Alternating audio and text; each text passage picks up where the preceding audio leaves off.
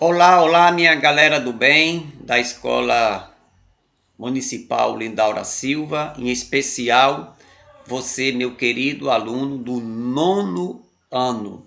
A aula de hoje é uma aula bastante interessante, é sobre a Revolução Russa.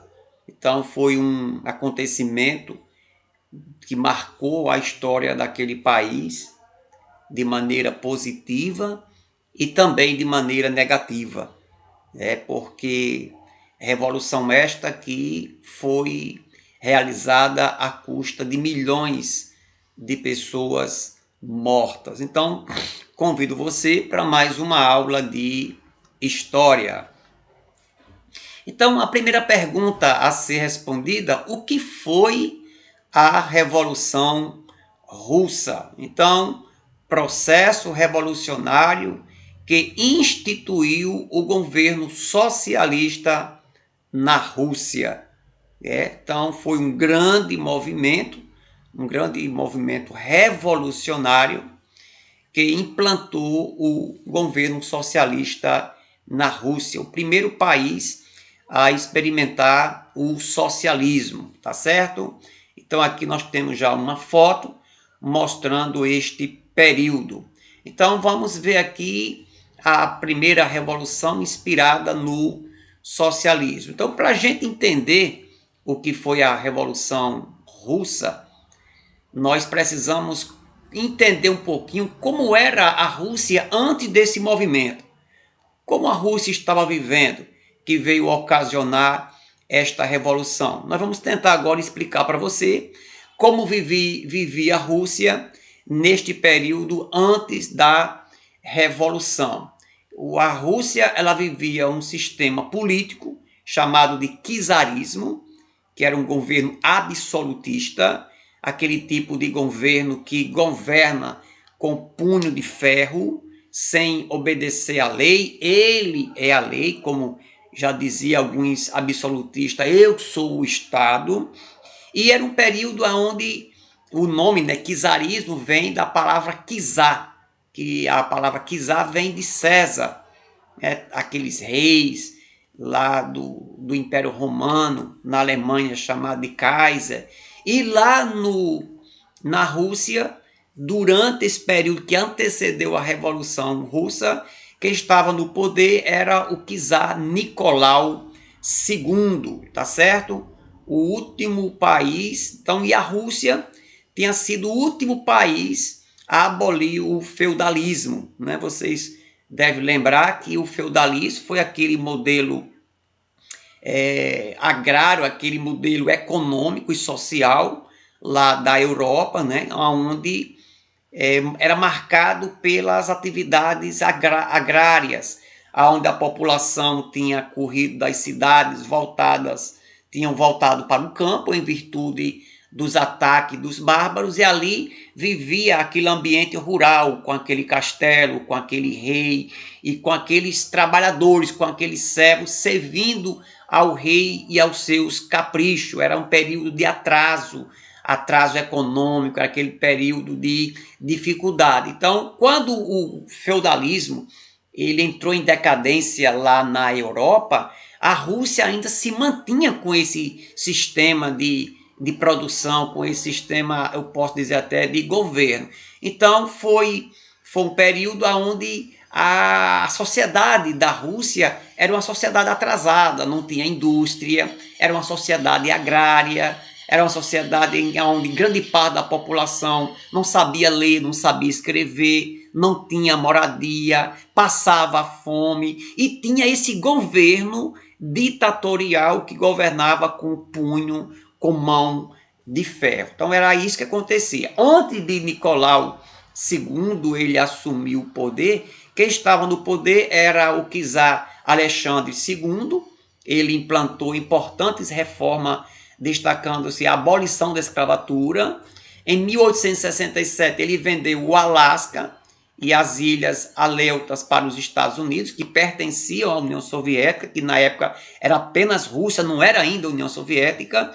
E também esse camarada dele foi assassinado por um grupo revolucionário chamado de Vontade do Povo. Depois, assume o poder o czar Alexandre III, que governa de 1881 até 1894. Ele reinou durante uma revolução industrial na Rússia, e a Rússia estava passando por uma certa revolução industrial. Ele combateu duramente os revolucionários e outros movimentos liberais, morreu de morte natural em novembro de 1894. Agora sim, aí vem lá, apareceu essa bondade aí, né, o último czar da Rússia, e que ele governa entre os anos de 1894 a 1917. É o Nicolau II, né? Instrumentos industriais concentrados em centros urbanos populosos, era um investimento, digamos assim, industrial mais naqueles locais mais urbanizados, operariados com salários miseráveis e jornada de trabalho de 12 horas por dia, né? Então existia aquele crescimento industrial, mas as pessoas trabalhavam como se fossem escravas, né? E ainda durante o seu governo foi criado o Partido Operário Social Democrático, inspirado no governo, ou melhor, nos escritos, nas ideias de Karl Marx, né? A economia russa entrou em derrocada devido à guerra russo-japonesa e a entrada da Rússia na Primeira Guerra Mundial. Nós vamos trabalhar esses assuntos de uma maneira mais pormenorizada, tá bom? Ainda falando sobre esse último czar, ele era filho de Alexandre III, foi o último czar da Rússia, tendo sido morto com toda a sua família imperial em 1918, durante a Revolução Russa. Foi casado com Alexandra de Hesse, teve um filho e 4 filhas, entre elas a princesa Anastácia Romanova. Então, aqui já falamos como foi que esse camarada ele morreu, mas antes disso ele vai fazer um monte de maldades, um monte de coisas ruins lá na Rússia. Rússia czarista era assim, era privilégios para a nobreza e exploração para o povo. Aqueles donos de terras mais ricos e a parte comercial, né? A parte comercial e a parte industrial, a nobreza da Rússia ela tinha os seus privilégios, mas em compensação o povo era explorado, né? Nós vamos ver depois que lá na Rússia a fome era muito grande. Além disso, o país, a parte norte do país, a região da Sibéria, e uma região muito maior do que isso, o frio de menos 40 graus judiava, e até hoje judia, né, com as pessoas que moram naquelas regiões, tá bom? Então, durante a Rússia czarista, vamos lá, o governo czarista é um governo autocrata, centralizado na figura do czar, né, sustentado principalmente pela nobreza rural, como eu já havia falado para vocês. A sociedade era essencialmente agrária, 80% formada de camponeses. A produção era insuficiente para atender a população.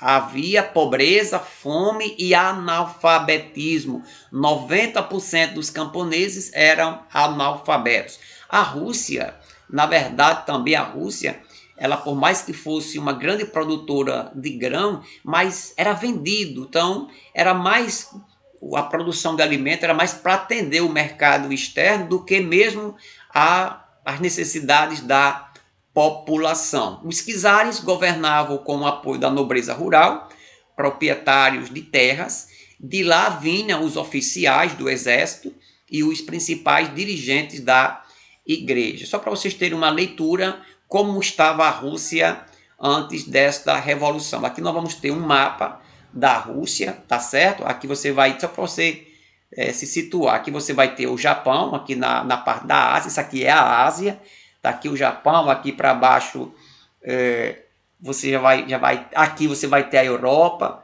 tanto a Europa, aqui já é a Europa Oriental, então aqui você vai ter o continente europeu e para cá você vai ter o continente asiático, mais aqui para baixo, você vai ter a China, você vai ter os demais países, só para mostrar a Rússia, que ainda hoje, mesmo que a Rússia ela tenha sido dividida depois que ela deixou de ser chamada de União Soviética, a Rússia hoje ainda é o maior país do mundo em tamanho. Ela hoje ainda tem 17 milhões de quilômetros quadrados, né? 17 milhões de quilômetros quadrados, é isso aí. A população da Rússia em 1897 era de 128 milhões de habitantes, 45% da população da Rússia era da etnia russa, e lá existem várias etnias, né? 93,4 milhões viviam na Rússia europeia.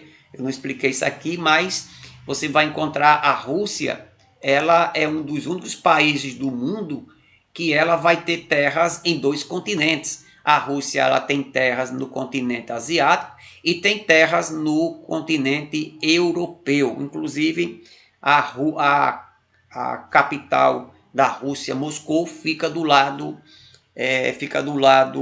europeu. Grande parte da população russa fica do lado europeu. Aqui tem, mas aqui essa parte norte é muito gelada e a Rússia ela é mais habitada pela parte oeste, tá certo? Mais de 100 diferentes grupos étnicos vivendo no mesmo país, nem sempre se dando muito bem uns com os outros, tá bom? Só para vocês terem aqui uma ideia de como a gente concebe a Rússia dessa revolução. Até 1917, né, quando iniciou a Revolução Russa, o Império Russo foi governado por monarquistas absolutistas comandadas por czares, né? Eu já expliquei isso aqui para vocês, com cerca de 175 milhões de habitantes de diversas etnias. 80% da população russa vivia no campo, explorada pela nobreza rural, né? Os donos das terras que exploravam os trabalhadores e assim eles enriqueciam. Na verdade, um meio, né, que é muito usado pelos países de enriquecimento é a exploração da mão de obra, tá certo? Com a industrialização formou-se o operariado, tá bom? A classe dos operários. Então vamos lá. A primeira revolução inspirada no socialismo, né? Então vamos ver ainda alguns antecedentes. Existia um grande atraso tecnológico. A Rússia era atrasada tecnologicamente e não tinha indústria. A indústria era pequena, né? Tinha aquela classe de operário que trabalhavam muito, ganhavam pouco, né? Era aquele grupo privilegiado, os donos das fábricas, mas também tinha um atraso tecnológico. A Rússia era muito atrasada, era atrasada na educação, era atrasada na saúde, era atrasada nos avanços tecnológicos, como nós poderíamos dizer, né? Então tinha ausência de liberdade, o czar não negociava, não aceitava ser contrariado, era tido como uma espécie de Deus, ninguém podia contrariar. Existia uma extrema pobreza da população, existia extremos climáticos, principalmente na parte norte do país, aonde passa praticamente o ano todo coberto de gelo, grandes diversidades étnicas, que eu já falei para vocês, existiu aí uns 100 grupos étnicos vivendo na Rússia e que nem sempre esses grupos eles se davam muito bem, viviam muitas vezes em paz, né? E tinha um partido opositor, né? Nós vamos ver isso aqui depois, eu estou aqui citando aqui a formação de um partido, né? Um partido com ideais de Karl Marx. Nós vamos falar um pouco mais sobre esse país na frente. Os líderes deste movimento, que vai anteceder a Revolução e que eles, na verdade, deram o pontapé, foi o Vladimir Lenin e o Trotsky, né? Foram esses líderes. Então, o partido, existia esse partido, que era o Partido Operário Social Democrático Russo, era aquele partido que se formou, né, foi fundado em 1898, baseado nos ideais marxistas de Karl Marx, né, que pregava, que falava muito sobre a questão da economia, como a economia deveria ser organizada, que contrariava o que o czar ele defendia. Ele foi violentamente perseguido pelo czar, né, pela polícia do czar. Os membros mais conhecidos eram Lenin, Trotsky e eles fogem devido a ser perseguidos, né?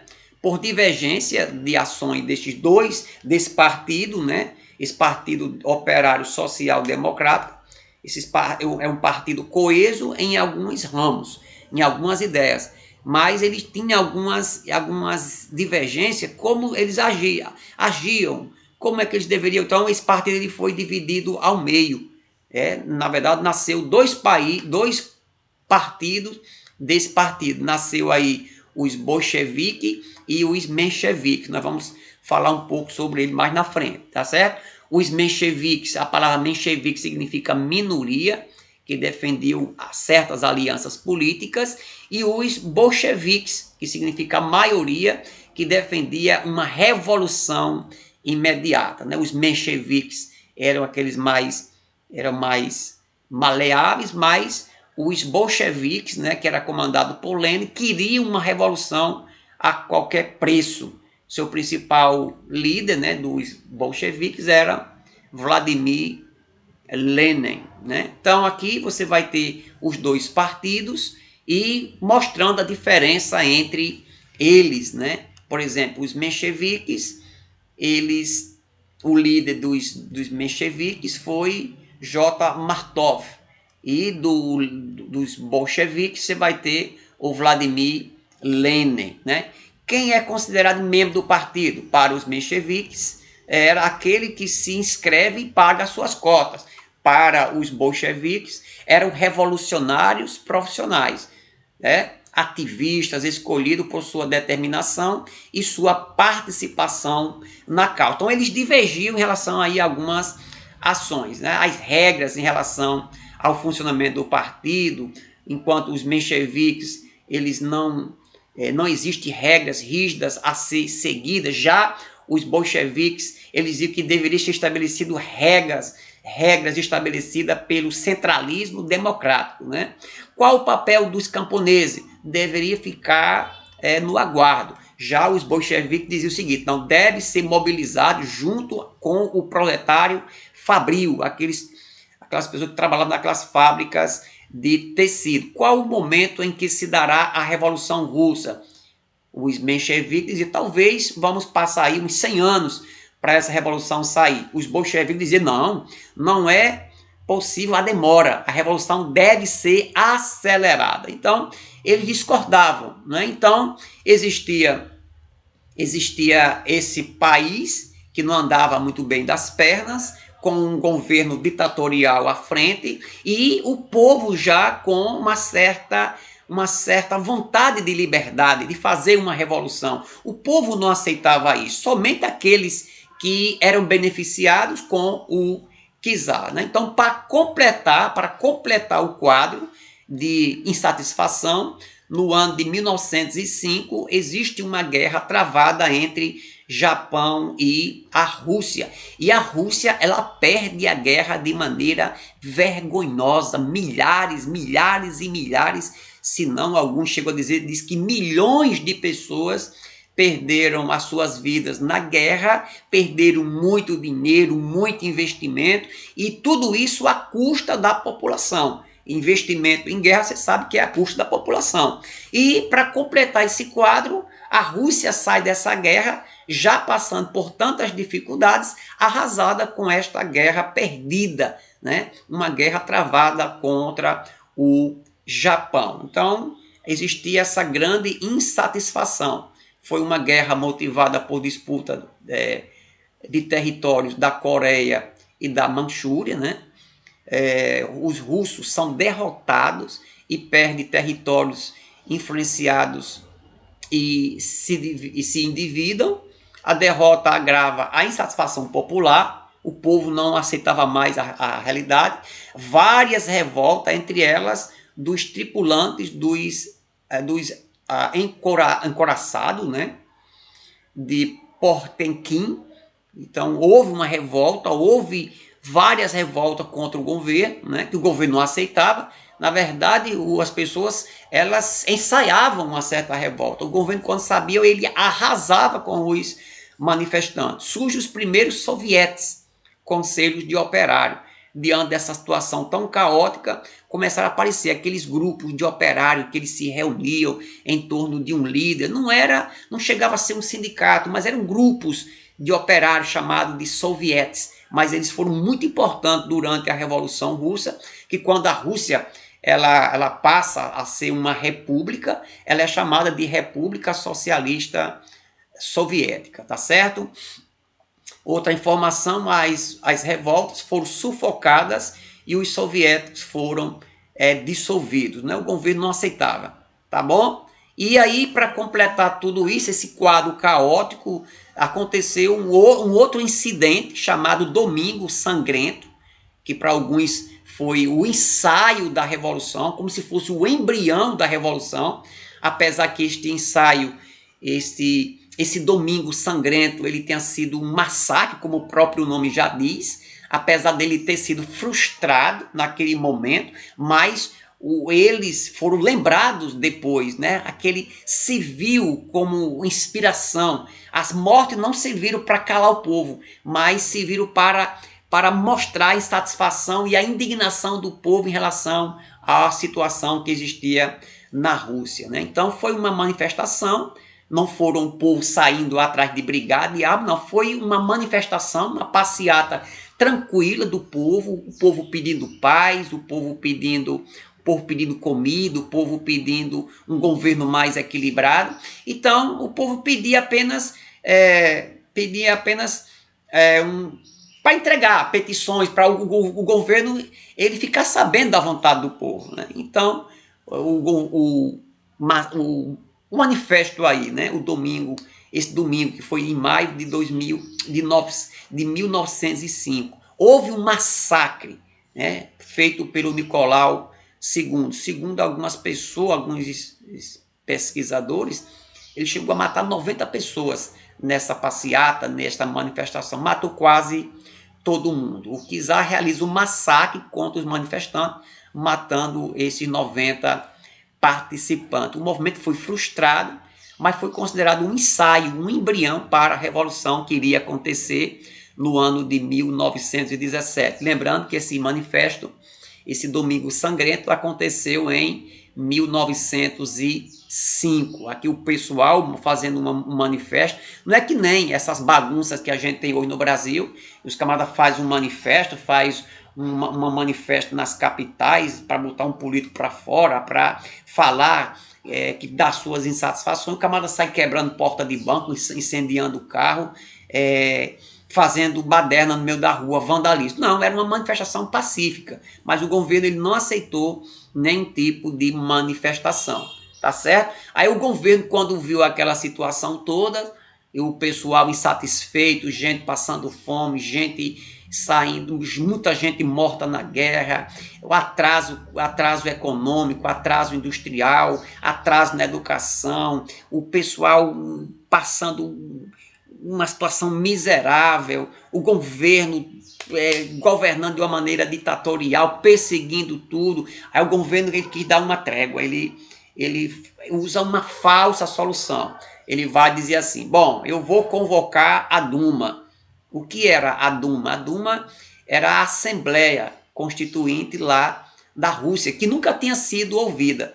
O governo nunca se preocupava para saber o que era que os poderes constituídos, o que é que o parlamento, o que é que a Assembleia do país dizia. Não, ele disse, bom, então vamos procurar acalmar aqui os ânimos, eu vou convocar a Duma, né? E uma espécie, eu vou instituir uma espécie de monarquia constitucional, nós vamos criar uma Assembleia, nós vamos criar, na verdade a Assembleia já existia, nós vamos criar uma Constituição, a partir de agora eu vou começar a governar olhando para as leis, colocando as leis em prática. E o pessoal começou a gostar desse negócio.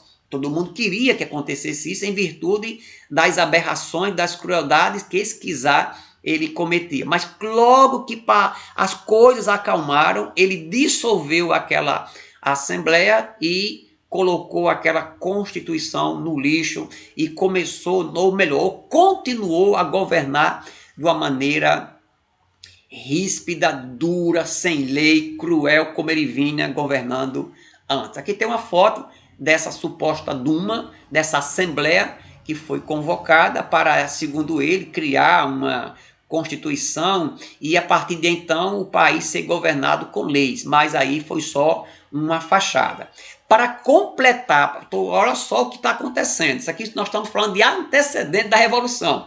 Para completar a situação, a Rússia ela estava na Primeira Guerra Mundial. Vocês devem lembrar que na aula passada a gente falou sobre a questão da Primeira Guerra Mundial. Né? E a Rússia ela entra na Primeira Guerra Mundial, foi um dos primeiros países a entrar na Primeira Guerra Mundial, mas assim como ela entrou na guerra contra o Japão, na Primeira Guerra Mundial os resultados também não foi muito positivo, né? A Rússia não estava preparada para a guerra, entrou mesmo por uma questão política, por uma questão econômica, mas não estava preparada para aquela guerra. Não havia suprimentos suficientes, não haveria, muitos soldados morreram de fome, morreram por falta de arma, por falta de roupas. Então, exércitos mais treinados entraram na guerra, enquanto a Rússia entrou sem ter. Tinha muita gente para lutar, mas na verdade houve um verdadeiro massacre nos soldados russos, né? O exército estava mal organizado, os soldados não sabiam a razão de estarem lutando, era uma aliança que a Rússia tinha feito com aqueles reinos ali, perto ali,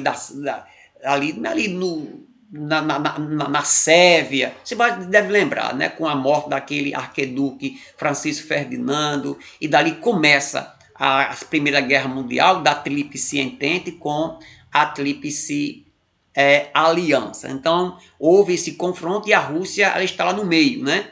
Em 1915, o czar Nicolau II, ele assumiu pessoalmente o comando das tropas, ele foi para a frente, né? Era um camarada perverso, mal, mas não era covarde não, né? O exército russo perdeu a confiança no czar depois de uma série de derrotas. Então, quando a Rússia entrou na guerra, por mais que não tivesse esse preparo todo, mas o pessoal ficava ali, aguardando. Mas aí, com um grande investimento na guerra, aquilo que poderia ser usado na agricultura, poderia ser usado para dar comer ao povo, para solucionar os problemas do país, todo esse investimento era para levar para a guerra. Então, muitos abusos, tomada de terra, tomada de dinheiro, tomada de...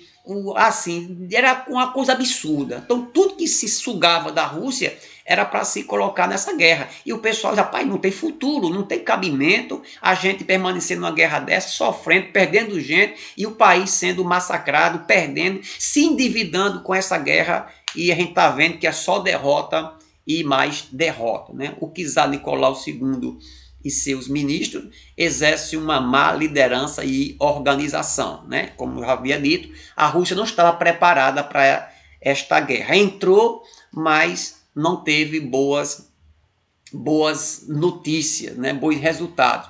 A guerra tornou-se impopular. A população da Rússia já estava insatisfeita com tanta coisa, ainda tinha essa insatisfação do povo em relação ao país vivendo naquela guerra, perdendo milhões de pessoas em nome de uma causa que muitas vezes ele não sabia nem para que aquele povo estava lutando, né? Era mais uma aliança que a Rússia queria que ali naqueles impérios tivesse aqueles reinos eslavos, tivesse uma unidade do povo pan-eslavo, né? E que ali a Rússia se tornaria parceiro, queria também ter alguma influência naquele local. Ela vai lá apoiar aquele movimento e se mete numa outra confusão terrível, né?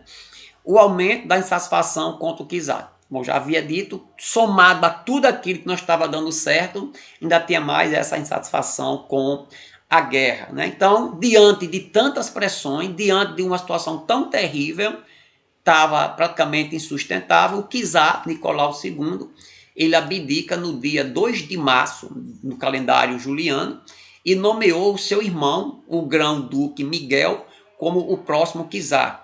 o grão-duque Miguel não queria tomar o cálice envenenado e renunciou à aceitação do poder imperial no dia seguinte. Ele aceitou o convite no outro dia. Sabe uma coisa? Esse negócio aqui não dá para mim não. Isso aqui é uma furada, uma barca furada. Eu vou sair deste negócio, né? Então aí nós temos aqui uma última foto conhecida do czar Nicolau II da Rússia, tirado depois da sua abdicação, que veio se concluir direitinho aí em março de 1917. Aí começa a se desenhar, no caso aí, a Revolução Russa, né, com a queda desse czar.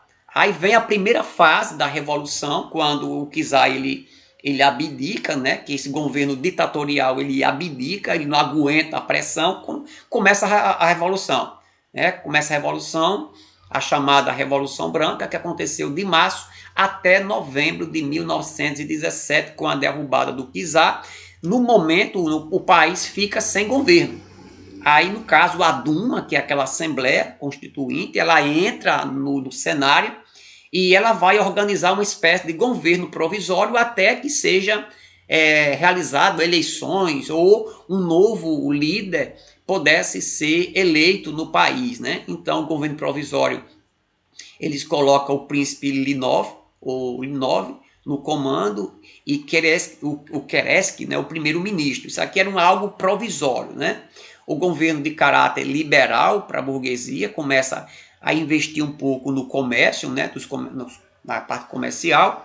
A jornada de trabalho diminui um pouco mais, né, para dar uma separada. Acontece também uma separação entre igreja e Estado, e aí é onde começa também uma grande perseguição da igreja. Inclusive a Rússia, a União Soviética, esses países socialistas são muito perseguidores à igreja cristã, né? Então muitos cristãos, milhares, se não milhões de cristãos já foram mortos e perseguidos lá nesses países, né?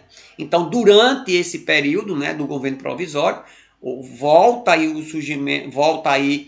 o ressurgimento dos sovietes, que é um conselho de operários, formado também por camponeses e soldados. Eram pessoas, na verdade, insatisfeitas, né, que queriam mais participação do governo, ou no governo, digamos assim. E existia também a manutenção, mesmo assim, com esse governo provisório, a Rússia ainda permanecia na guerra, né? Então, aí vamos ver, diante dessa situação, a gente não falou um pouco sobre isso mais a fundo, mas com a perseguição lá dos mencheviques, dos bolcheviques, por parte do czar Nicolau II, esses líderes desses partidos eles foram perseguidos e fugiram. Então, quando acontece esse movimento, né, esse movimento desse governo provisório, o Lenin, que era muito dado à população, a população gostava muito dele porque ele lutava e era contrário ao czar, ele volta do seu exílio com as famosas teses de Abril. Ele chegava dizendo para o povo: paz, terra e pão. Ele chegava pregando contra 3 grandes faltas que a Rússia estava carente, né? Ele pregava a paz, que a Rússia saísse da guerra, que a Rússia tivesse terra, o povo tivesse terra, que o povo pudesse produzir e também o povo tivesse comida. Então, ele dizia, todo o poder aos sovietes. Ele já pregava que os operários, né, que esses trabalhadores, eles tomassem o poder. E aí ele forma o que nós chamamos de guarda vermelha, né? Ele dá início a essa guarda vermelha. Aí, em 25 de outubro de 1917, os bolcheviques, no comando de Lenin, ele toma o poder, iniciando oficialmente a revolução. Então, Lenin era muito conhecido, era muito influente. Ele chega no país em meio àquele governo provisório. Ele disse, não, a partir de agora não tem mais negócio de governo provisório, não. Chegou a hora dos bolcheviques tomar o poder, então a partir de agora o homem sou eu.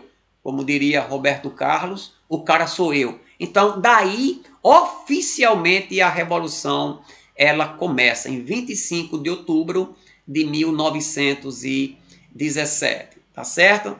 Então, olha só.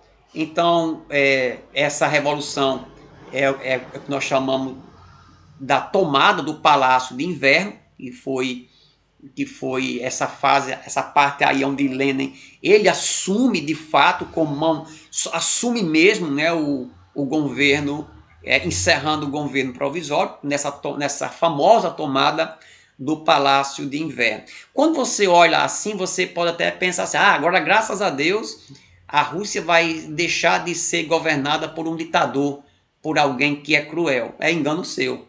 Nós vamos ver daqui para frente que tanto Lenin como Stalin, seu sucessor, se matava gente na Rússia como se matava formiga.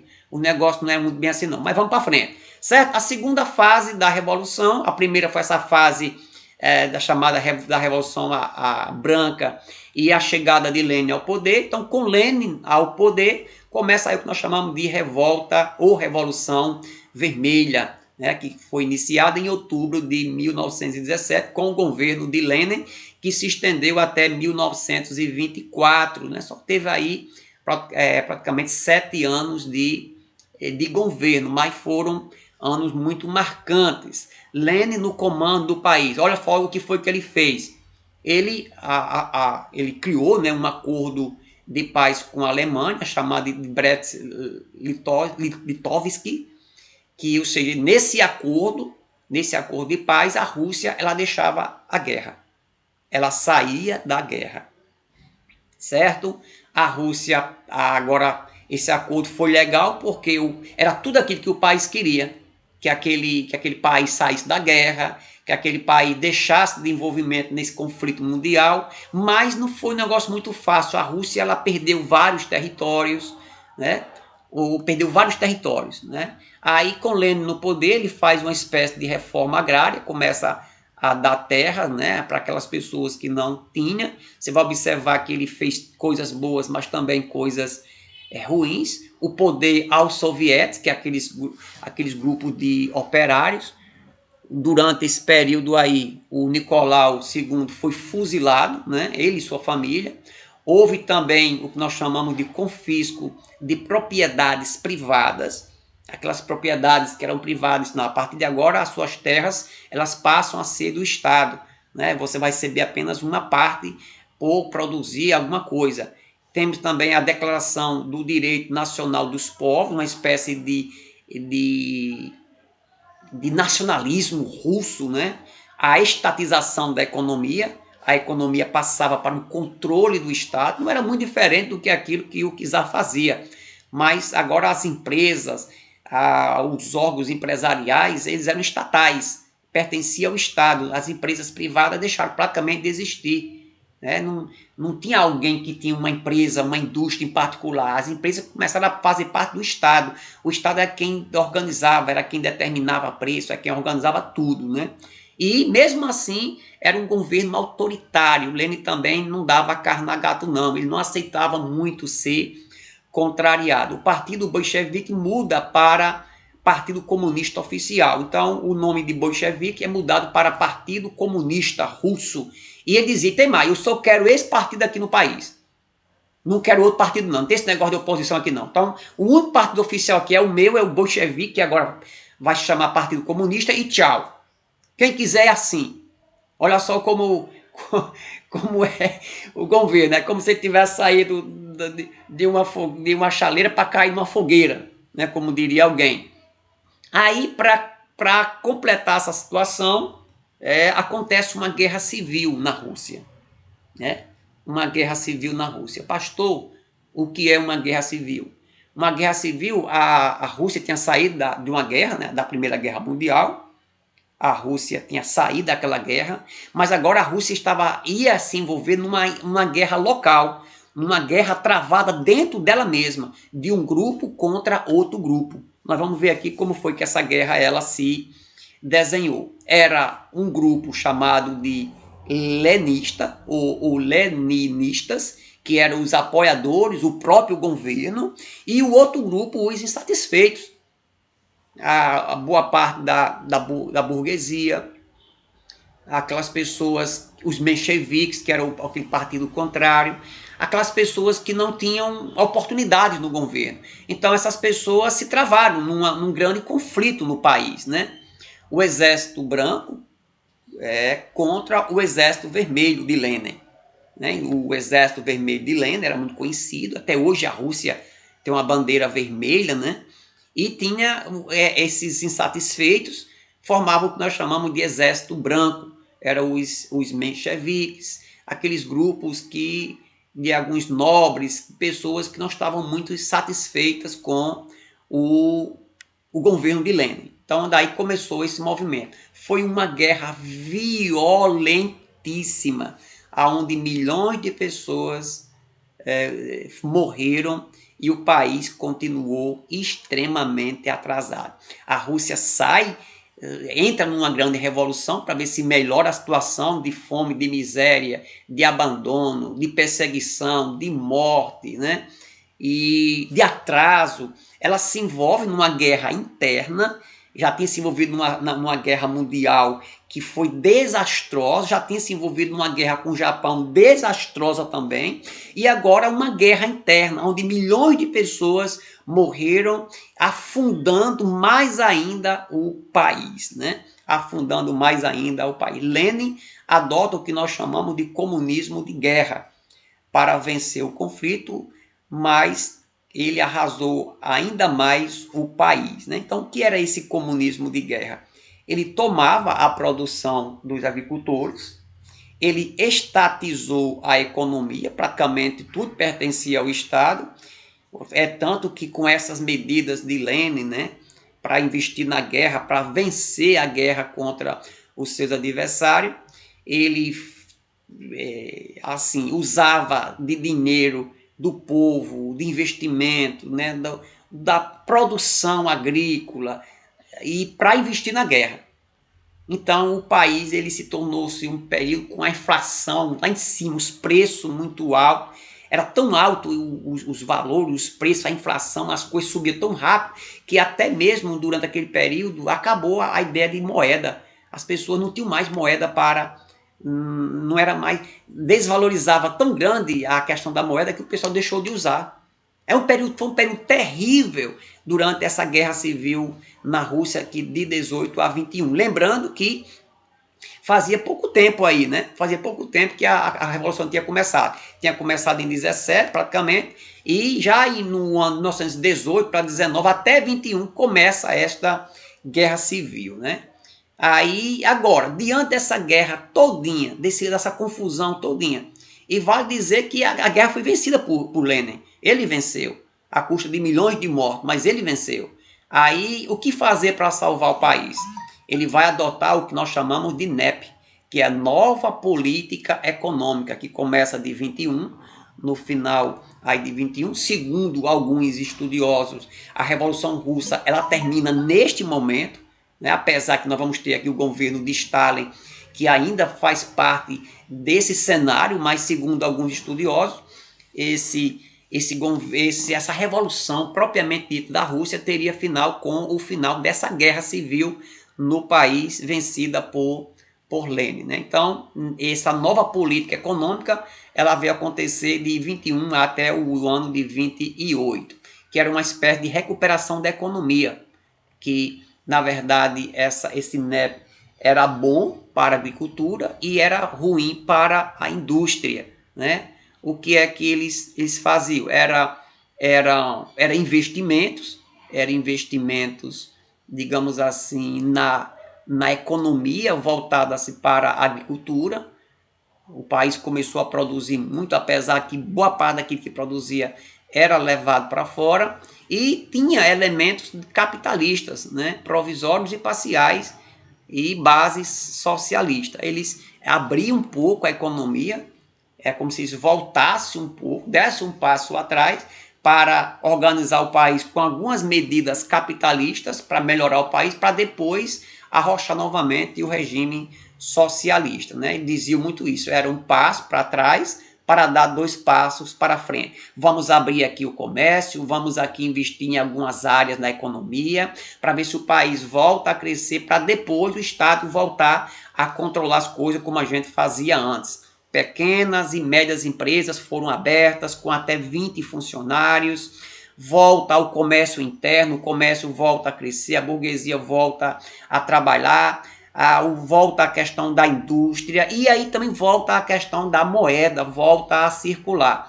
Então foram medidas para que foi uma espécie de estatização da economia, né? Para que o país voltasse a produzir. Aí vem, dentro dessa ditadura de Lenin, a ideia da ditadura comunista e a fundação da União Soviética, que até ali a Rússia ela recebia apenas o nome de Rússia. Depois ela vai agregar mais territórios e vai receber o nome de União das Repúblicas Socialistas Soviéticas. A imposição de uma ditadura partidária, eu já havia dito, com o Partido Comunista, a eleição de Stalin para secretário-geral do Partido Comunista, ele era um secretário do partido, né?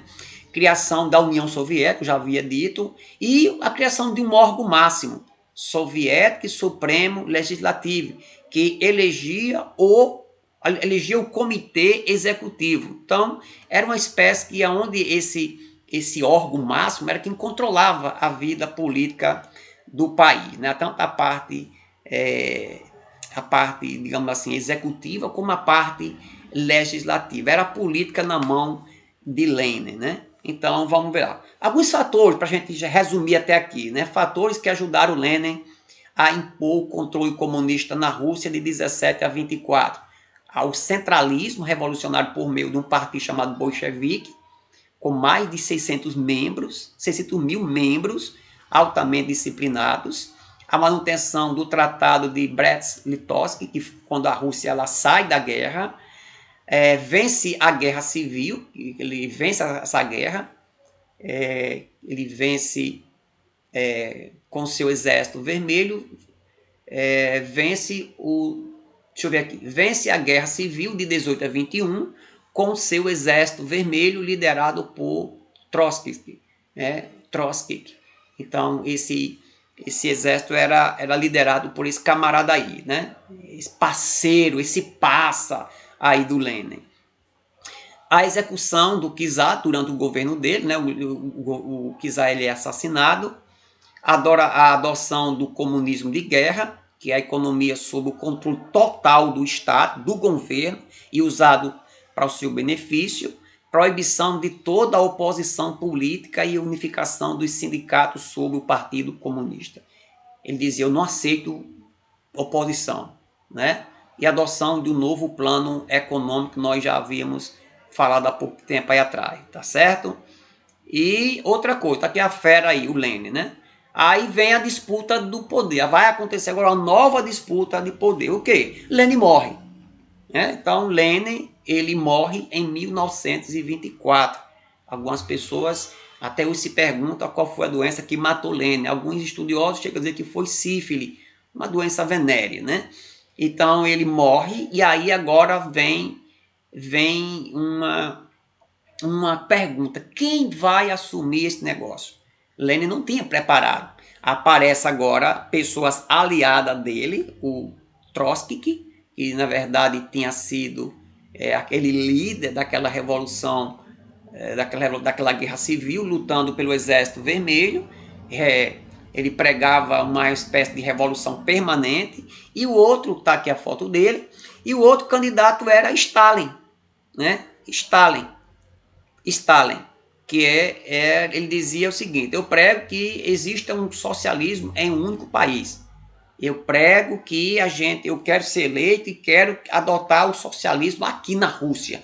Deixá-lo forte para depois pensar em ganhar o mundo. Já o Trotsky que diz, não, nós vamos fazer um socialismo onde o mundo aqui próximo, onde a própria Europa aqui possa também adotar esse sistema, né? Então se desenhava desta maneira. E daí existia uma grande propaganda de Stalin. Stalin dizia, eu sou um protetor do povo. Essas propagandas ele fazia tanto durante a campanha como também durante o período que ele passou no poder, que ele foi eleito, né? Ele ganhou esse negócio. E ele ganhava muito a preferência do povo porque ele fazia muita propaganda de si mesmo, né? Ele dizia que o Trotsky era inimigo do Estado, né? Então aí vem o seguinte, esse camarada venceu. Então Lenin vence essa disputa e é eleito o novo líder, né, da Rússia. Então ele venceu e vamos à frente. Como Stalin governou a Rússia de 27 a 53, um grande governo. Quando eu digo grande, grande em extensão, né? Infelizmente, porque possivelmente ele teria matado mais gente do que o próprio Lenin, né? Inclusive, tanto Lenin como Stalin são considerados um dos grandes sanguinários do mundo, que mataram 1 milhão de pessoas, né? Então vamos ver aqui um pouquinho para a gente encerrar a aula sobre o stalinismo, né? Vamos lá, continuou sendo uma ditadura totalitária, né? Vai para o Nicolau II, passa para o Lenin e agora Stalin, mas do mesmo jeito, né? Então o socialismo é difícil, eles pregam muita igualdade, igualdade entre as pessoas, mas é feito com muita dureza, tá certo? Eliminação da oposição, isso assim como aconteceu com Lenin, caladinho aí, ninguém se manifesta, não aceita oposição. Aconteceu naquele período expurgos, prisões, tortura, existiam os campos de concentrações lá no norte do país, onde era muito gelado, onde muitas pessoas foram trabalhar nessas regiões, eram presas e eram sujeitas a trabalhos forçados. Os estudiosos chegam a dizer que foram para lá quase 10 milhões de pessoas para trabalhar, pessoas que se levantavam contra ele.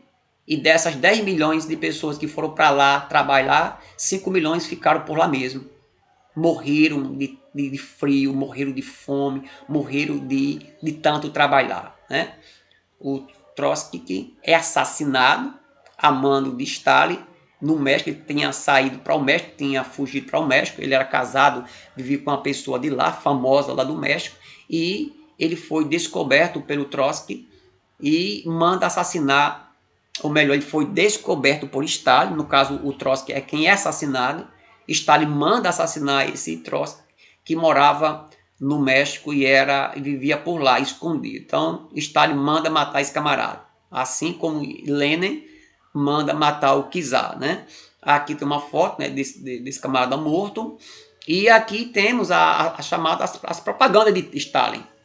Aí, durante o governo dele, ele vai criar uma espécie de burocratização estatal com a burguesia, com a burocracia, melhor dizendo, muitos cargos pertencentes ao governo, era quem limitava tudo, era quem dificultava as coisas, era quem controlava tudo.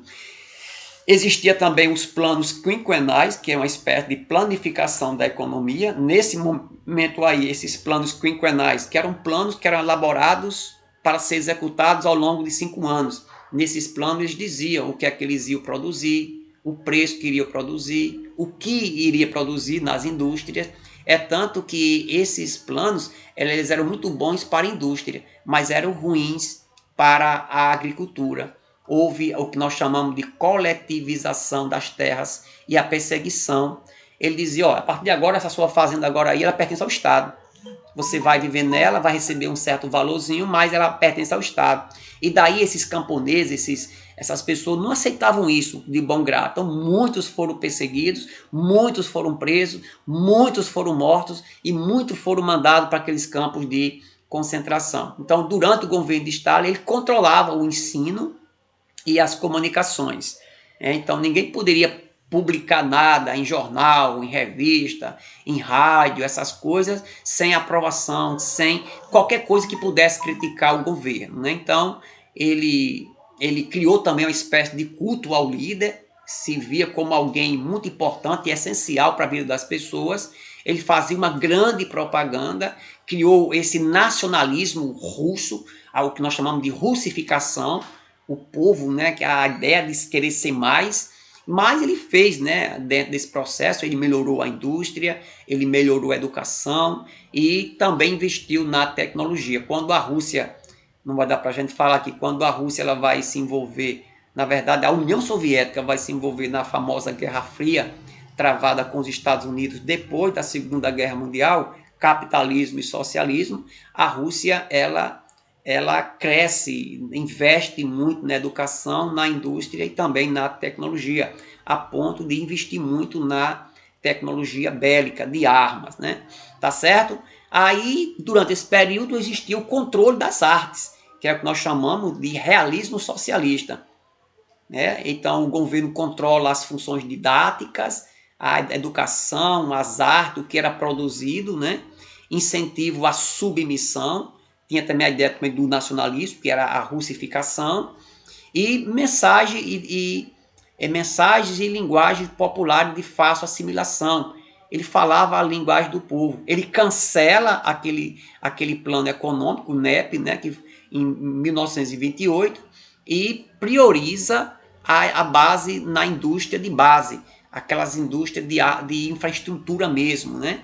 Indústria de base, né? De ferro, de aço, não sei, essas indústrias que elas não produzem produtos que vão diretamente para a mesa do consumidor, mas que servem de base, né? Por exemplo, a metalúrgica, a siderúrgica, papel, cimento, né?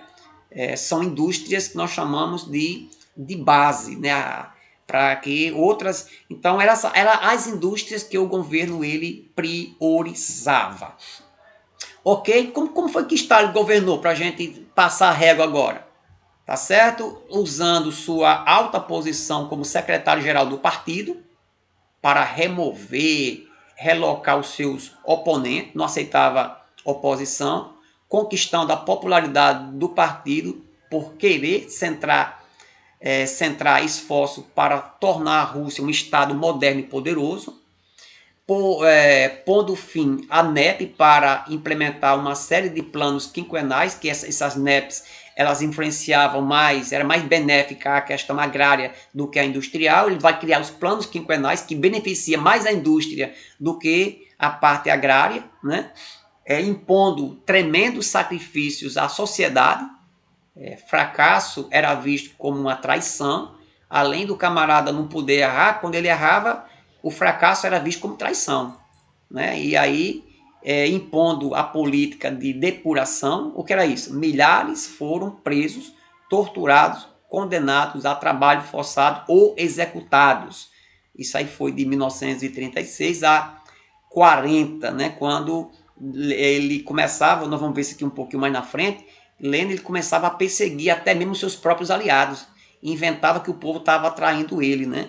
Desenvolveu a indústria pesada, que é a mesma coisa de base, mecanizando a agricultura, desenvolvendo o ensino obrigatório e gratuito. Ele foi bom nessa parte aqui da educação, tá certo? Durante todo o período stalinista, que o governo que ele governou, calcula-se que o terror político foi responsável pela prisão de mais de 5 milhões de cidadãos e pela morte de mais de meio milhão de pessoas, né? Então ele não aceitava. Alguém se levantou contrário a ele dizia que existia perseguição dentro dos partidos, do partido que ele governava. Então, se ele sonhasse que alguém era contra ele, para ser observando aqui, ele realizou a prisão de mais de 5 milhões de pessoas. Muitas dessas pessoas acabavam mortas, porque eles iam para aqueles campos de concentração, ou morriam de fome, ou morriam torturados, ou morriam de tanto trabalhar, né? A perseguição a adversários e até mesmo aliados. Existiam os campos de concentração que trabalhavam até morrer. Tinha também a espionagem. Para você ver, esses campos de concentração, quase ninguém sabia disso. A mídia, o mundo não sabia, porque ele escondia esse negócio. Ai daquele que batesse com a língua nos dentes, né? Ele fez algumas melhorias na educação e na saúde. Existia ainda uma certa minoria privilegiada e fazia grande propaganda de si mesmo, tá certo? E aí, para a gente encerrar, o realismo socialista foi um estilo artístico, né?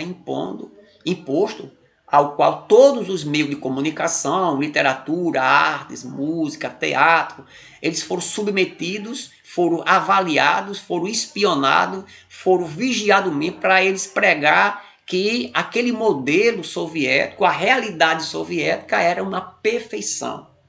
Era uma perfeição. O mundo pensava que era uma perfeição. Era um mundo caindo lá dentro, mas a ideia que passa até hoje, apesar desse regime ainda estar em voga lá na Rússia, evidentemente com grandes modificações, mas a ideia que passa é que o socialismo ainda é um Eldorado para as pessoas, tá certo?